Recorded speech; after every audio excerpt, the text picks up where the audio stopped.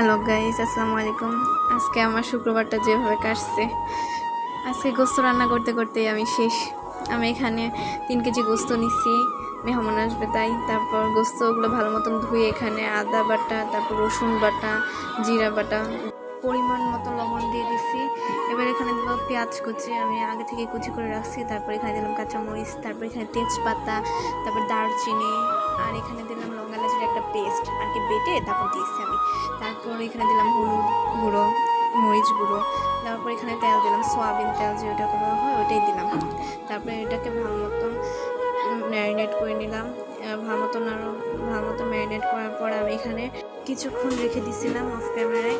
তারপর এখানে আমি হালকা পানি দিচ্ছি, সামান্য পরিমাণ পানি দিয়ে এটাকে ভালো মতন আরেকটু রেখে নিয়ে তারপর আমি চুলায় বসিয়ে দিয়েছিলাম। তারপরে চুলায় দেওয়ার পর প্রায় অনেকক্ষণ হওয়ার পর পরে এখানে আমি আলু দিচ্ছি, কিউব করে রাখছিলাম আমি আলু, ভালো মতন কেটে ধুয়ে নিয়েছিলাম, ওই আলুগুলোই আর কি দিচ্ছি। তারপর এটাকে ভালো মতন নেড়ে নিচ্ছি। এবার এখানে এটা কষানোর পর যখন হালকা হালকা প্রায় সিদ্ধ হয়েছে আলুগুলো, তারপর আমি এখানে দিয়ে দিচ্ছি পানি, 3 কাপ পরিমাণ পানি দিচ্ছি।